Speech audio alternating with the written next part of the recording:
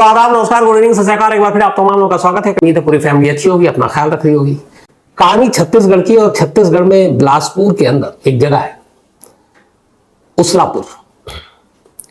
इस बिलासपुर और उसके इर्द गिर्द पिछले कई महीनों से वहां की लोकल पुलिस को एक जानकारी मिल रही थी। जानकारी यह थी कि कुछ लोग यहाँ पे फेक करेंसी यानी नकली नोटों के धंधे में लगे हुए। बट ये बहुत बड़े पैमाने पर नहीं है, लेकिन जिस तरीके से यह धंधा चल रहा है वो आने वाले दिनों में खतरनाक हो सकता था। उनके काम करने का तरीका यह था कि वो कम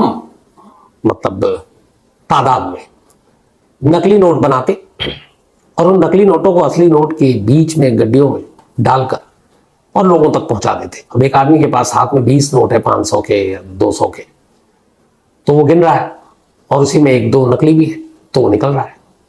तो कुछ ऐसी शिकायतें आई, कुछ लोकल बैंक के जरिए और कुछ ये कि यहाँ पे नकली नोट है।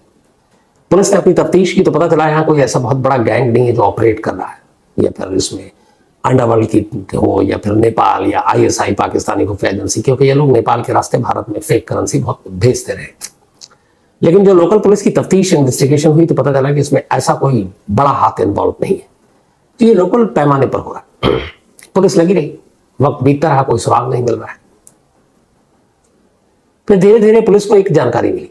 पुलिस को पता चला कि इसी उसलापुर में एक पवन नाम का शख्स रहता है। उसकी अपनी एक फोटोग्राफी की और CCTV कैमरे की शॉप है, दुकान है। एक तरह से वो फोटोग्राफर भी है, कैमरे की अच्छी समझ है। तो कुछ मुखबिरों ने बताया कि जो पवन है ये नकली नोटों के धंधे में शामिल है। पुलिस ने अब पवन के ऊपर जीरो इन करना शुरू किया, पता करना शुरू किया। धीरे धीरे कुछ जानकारी हासिल की, कुछ ऐसे पुख्ता सबूत मिले जिसके बाद अब पुलिस को लगा कि पवन को पकड़कर पूछताछ करनी चाहिए, लेकिन उससे पहले कुछ तो नकली नोट हाथ में आ जाए। फिर आखिरकार पुलिस ने अभी 2 दिन पहले पवन के घर और दुकान पर छापा मारने का फैसला किया। अब बिलासपुर पुलिस की टीम पवन के घर पहुंचती है सुबह सुबह। पवन पुलिस को देखकर घबरा जाता है। पुलिस की टीम घर के अंदर पूरी तलाशी लेती है। जब वो तलाशी लेती है तो उस तलाशी के दौरान में कई चीजें मिलती हैं और कुछ अजीब सी भी चीजें मिलती हैं। पुलिस को वहां से प्रिंटिंग मशीन मिलती है, पुलिस को वहां से कुछ ऐसे इंक्स मिलते हैं, पुलिस को वहां से कुछ ऐसे पेपर मिलते हैं जो नॉर्मल नहीं थे, और वो बहुत ही अच्छे क्वालिटी के पेपर। और वो देखकर लग रहा था कि इन पेपर पे अगर नोट छापा जाए तो पता नहीं चलेगा। लेकिन अब इधर ये भी था कि पवन एक फोटोग्राफर है पेशे से, उसकी फोटोशॉप है, तो ऐसे पेपर को फोटो के लिए भी यूज किया जा सकता है। तो ये सारी चीजें अभी पुलिस कर रही थी। कुछ नोट भी बरामद हुए। अब वो असली थे कि नकली ये तो बाद में पता चलता, लेकिन पुलिस अपनी छापेमारी के दौरान जो भी वहां से बरामद हो रहा है वो सारी चीजें कलेक्ट करती जा रही है। इसी दौरान में पुलिस को वहां घर के अंदर बाकी बहुत सारी ऐसी चीजें मिली, लेकिन ऐसी कोई चीज नहीं थी जिससे पुलिस के कान खड़े हो और लगे कि बहुत बड़ा कोई उन्होंने छापे में कोई कामयाबी हासिल की। लेकिन ये सब करते करते अचानक एक दूसरे कमरे में पुलिस जाती है। जब दूसरे कमरे में जाती है तो पुलिस की नजर एक सफेद रंग की पानी की टंकी पर पड़ती। अब आमतौर पर टंकी छत के ऊपर या खुले में आंगन में कहीं लोग रखते हैं, तो यहां वो टंकी वैसे ही कमरे में है। पुलिस ने पूछा तो उसने बताया कि हमारे घर में काम चल रहा है और बस उसके बाद ये टंकी को बाहर रखना है। पुलिस को ये फिर पता चला कि हाँ वाकई इसके घर में काम चल रहा है, तो झूठ नहीं बोल रहा। बट पुलिस को लगा कि इस टंकी के अंदर भी नकली नोट हो सकता है। अब पुलिस ने कहा कि टंकी को खोलकर देखते हैं। टंकी में पानी भरा हुआ है, व्हाइट कलर की टंकी है। पुलिस टंकी को खोलती है। जब टंकी खोलती है पुलिस तो देखती है अंदर बहुत सारे प्लास्टिक में रैप की भी कुछ चीजें। पुलिस की आंखें चमकती हैं कि चलो, जिस नकली नोट की तलाश में यहां तक आई थी वो अब मिल गया। आमतौर पर बहुत सारे ऐसे इससे पहले रेड पड़े हैं जहां पे लोग नोट को, या नकली ना भी असली नोटों को भी प्लास्टिक में रैप करके फिर उसको डक्ट टेप से टेप करके इस तरह से पानी में वो गीला ना हो, नोट खराब ना हो, और ऐसी टंकियों वंकियों में छुपाते रहे। ऐसे बहुत सारे छापे में इस तरीके से नोट मिले। तो पुलिस को उसके अंदर बहुत सारी ऐसी पॉलिथीन और उसमें डबल डबल रैप किया हुआ, टेप किया हुआ। पुलिस ने कहा कि चलो आज काम हो गया, नकली नोट बरामद हो गए।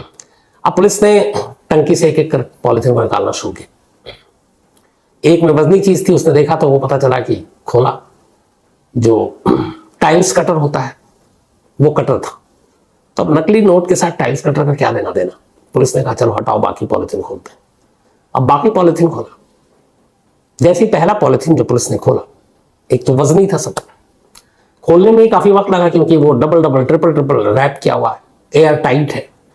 डक टेप का इस्तेमाल कई जगह किया, पन्नी के ऊपर पन्नी, पन्नी के ऊपर पन्नी, मतलब 3-4 पन्नियां, और उसके अंदर अब फिर खोलना है, ऊपर से टेप भी बंद है।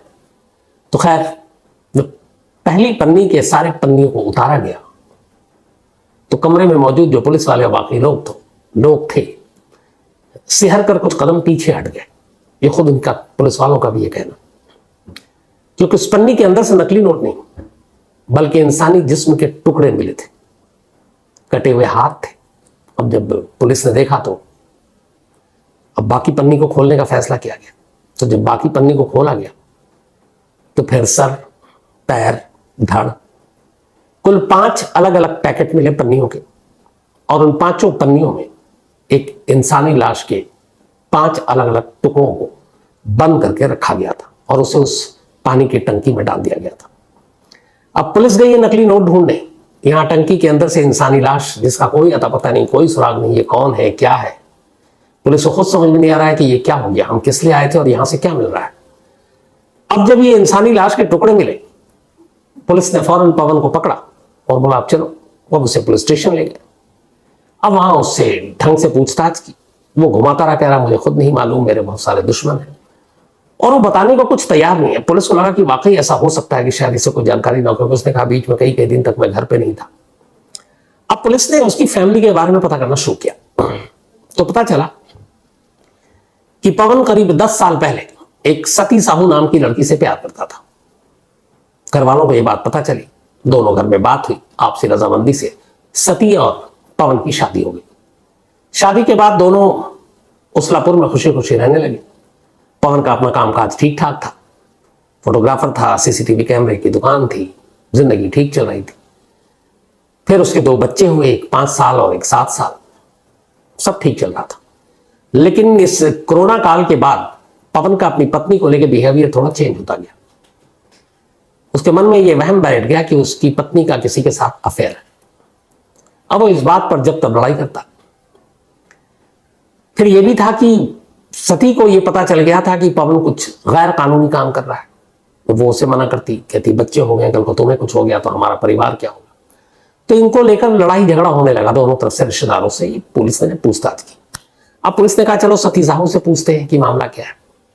अब यहां पे एक नई कहानी पता चला कि सती साहू आखिरी बार दिसंबर में देखी गई थी, जब वो एक फैमिली के बर्थडे पार्टी में घर आई थी अपने मायके मिलने के लिए, और उसके बाद से ना उसने किसी से बात की ना फोन उठाया। अब पुलिस को लगा ये क्या चक्कर है। तो रिश्तेदारों ने बताया कि हमने दिसंबर के बाद नहीं देखा, और सती का जो मोबाइल था वो 6 जनवरी के बाद किसी ने उस पर बात भी नहीं की, वरना मोबाइल पे बात हो जाती थी। अब 6 जनवरी और कहां, ये 6 मार्च आ चुका था, परसों 6 और 7 मार्च। अब पुलिस को लगा कि एक महिला 2 महीने से गायब है, पूरे खानदान में घर में किसी ने बात नहीं की है, कहीं मिसिंग रिपोर्ट नहीं है, ये मामला क्या है। पुलिस ने फिर पवन से पूछताछ शुरू की। उसने कहा कि तुम्हारी पत्नी सती साहू कहां है। तो उसने फिर नई कहानी बताई। उसने कहा कि मेरी, और उसने आधी सच बताई कि जो जिस वजह से झगड़ा होता था। उसने कहा मेरी पत्नी से झगड़ा होता था, इसमें कोई शक नहीं, मेरे खानदान में जो बता रहे हैं वो सच है, लेकिन मेरी पत्नी का किसी और के साथ अफेयर था और इस बात को लेकर हमारा झगड़ा होता था। तो उसने कहा वो ठीक है झगड़ा, लेकिन वो है कहां। तो उसने कहा कि 6 जनवरी को मेरी वाइफ उसी जिसके साथ अफेयर था उस लड़के के साथ घर छोड़कर चली गई। पुलिस ने कहा दोनों बच्चों का फिर क्या किया। उसने कहा कि दोनों बच्चों को फिर मैंने अपने पिता के घर भेज दिया, छोटे थे, माँ थी नहीं। तो उसने कहा तुमने रिपोर्ट क्यों नहीं लिखाई ढूंढ। तो उसने कहा एक तो बदनामी होती कि मेरी वाइफ भाग गई छोड़कर, और दूसरा फिर ये भी था कि रिपोर्ट लिखाने के बाद मुझे भी पुलिस तंग कर सकती थी, क्योंकि हमारा झगड़ा भी होता था, तो उसके मायके वाले मेरे ऊपर इल्जाम लगाते।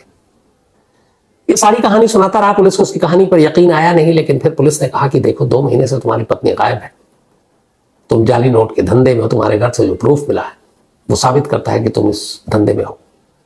अब तुम अपनी पत्नी का सच बताओ। इस दौरान में पुलिस बाकायदा अपनी अलग पैरेलल जांच कर रही है। तो पता चला कि जब वो पत्नी के गायब होने का पीरियड था, उसी दौरान उसने ग्राइंडर कटर जो है टाइल्स वाइल्स काटने की मशीन वो लेकर आया। उसी दौरान उसने बहुत सारे पॉलीथीन खरीदे, और स्पेशली बोला दुकानदार को एयर टाइट पॉलीथीन चाहिए। उसने बहुत सारे डक्ट टेप खरीदे, और वो सारी चीजें उन लाशों के साथ थी। तो उसी वक्त टाइम डेट सब मैच कर रहा है कि ये सब इसने 7, 8, 9, 10 जनवरी से पहले पहले सब कुछ खरीदा है। तो ये वो चीजें जो एक लाश के साथ सबूत के तौर पर पुलिस के हाथ लगी है, और वही चीजें पवन खरीद रहा है, और उस लापुर में वो सारे दुकानदारों ने गवाही दे दी। तो अब शक की कोई गुंजाइश रही नहीं। पुलिस ने अब अपना तरीका इस्तेमाल किया, और जब तरीका इस्तेमाल किया तो फिर परसों पवन ने अपनी जुबान खोली। जब ये सारा कुछ जनवरी में हुआ, उससे पहले श्रद्धा मर्डर केस और दिल्ली और कुछ जगहों पे कुछ और फ्रिज की कहानी सामने आ चुकी थी। 6 जनवरी की उसने कहानी बताई कि उसका पत्नी से अक्सर झगड़ा होता था, क्योंकि उसे डाउट था उसकी पत्नी का अफेयर है। लेकिन उस दिन झगड़ा इस बात पर हुआ कि उसकी पत्नी को पता चल चुका था कि मैं नकली नोट बनाता हूं। तो उस वजह से कि कहीं ये भेद न खोल दे, तो एक तो अफेयर और दूसरा नकली नोट की जानकारी उसको मिल गई। तो उस झगड़े के दौरान उसे गुस्सा आया, और उसी गुस्से में उसने गला दबा दिया। जब गला दबा दिया तो अब लगा कि ये इसके बाद क्या करूं लाश छुपाने का। अच्छा, उसके घर में काम चल रहा था, ये सब कुछ हुआ रात को, जब मजदूर काम करके लौट गए तो उसने सोचा कि अब लाश को कैसे ठिकाने लगाऊं, उसे मौका मिल नहीं रहा था। इधर उसने ये श्रद्धा केस के बारे में सुन रखा था, फ्रिज के बारे में जानता था। उसने कहा कि नहीं, अब फ्रिज का रिस्क लूंगा नहीं, तो फिर क्या करे। तो बहुत सोचने के बाद उसने पानी की एक टंकी खरीदी और उस टंकी को लाकर घर में रख दिया।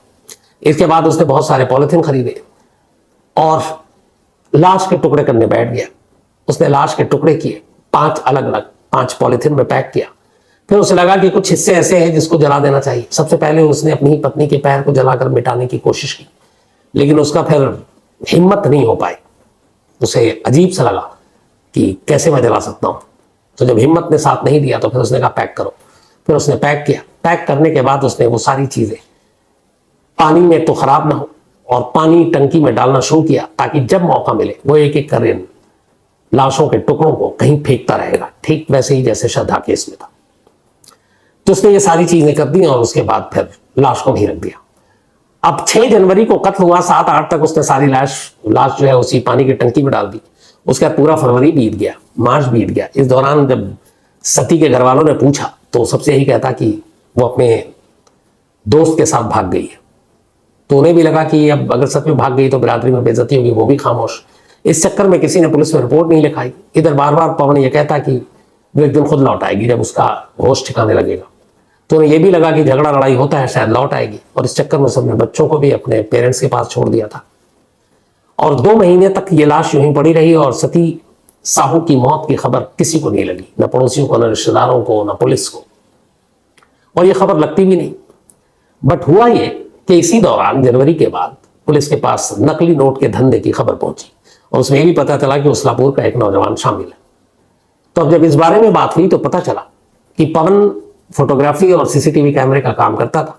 कैमरे की उसे बड़ी अच्छी नॉलेज थी, उसे प्रिंटिंग की बड़ी अच्छी नॉलेज थी। फिर उसने नेट पे सर्च करना शुरू किया कि फेक करेंसी और नकली नोट कैसे बनता है। तो उसे बेसिक एक चीज जो पता चला वो ये कि इसके लिए सबसे इंपॉर्टेंट होता पेपर। उसने ऑनलाइन पेपर का ऑर्डर दिए और वो बैंगलोर से पेपर मंगाता, और उसके बाद वो अपने जो फोटोग्राफी शॉप है वहां पे उसी तरीके का सेम फेक करेंसी बनाने का काम शुरू किया। फेक करेंसी बनाने के लिए फिर इसकी 2 एक्सपर्ट ने मदद की, 2 लोगों ने, और वो 2 लोग बाहर से आए, उसको ट्रेनिंग दी। अब इसने नोट बनाना शुरू किया। पहली नजर में इसको देखकर लगा कि ये बिल्कुल असली लगता है, लेकिन उसे यह था कि अगर ज्यादा एक साथ नकली नोट छापेंगे तो फौरन पकड़े जाएंगे। तो उसने कहा कि चलो लोगों को आजमाते हैं ये पकड़ में आता है कि नहीं। तो वो कुछ कुछ नोट 500 के और 200 के वो छापता, एक गड्डी में 2-4 नोट डाल देता नकली, और वो इधर उधर चलाता और लोग ले लेते। किसी को शक नहीं हुआ, उसका हौसला बढ़ता गया।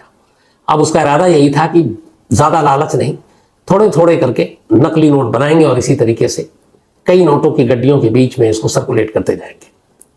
तो ये सारी चीजें कर रहा था, लेकिन इत्तेफाक से कहीं से कुछ लोगों ने कंप्लेन कर दी, किसी एक बैंक तक वो नोट पहुंच गया, और पता चला कि ये जो नोट है उसकी क्वालिटी सारी चीजें देख के ये उनसे मैच नहीं करती जो नेपाल के थ्रू पाकिस्तानी खुफिया एजेंसी ISI हमारी इकोनॉमी को चोट पहुंचाने के लिए कई बार जो नकली नोट बनाती है, या फिर अंडरवर्ल्ड के लोग, तो ये उससे अलग है। तो और छानबीन हुई तो पता चला कि इसमें कोई बड़ा इन्वॉल्व नहीं है शख्स, ये लोकल लेवल पर है। तो जब लोकल लेवल पर पुलिस ने इंटेलिजेंस जुटाई तो फिर पवन का नाम आया, और जब पवन का नाम आया और पुलिस को यकीन हो गया, तब उसी के बाद पुलिस 2 दिन पहले पवन के घर पर रेड मारने जाती है ताकि नकली नोटों के सबूत को उस घर से हासिल कर सके।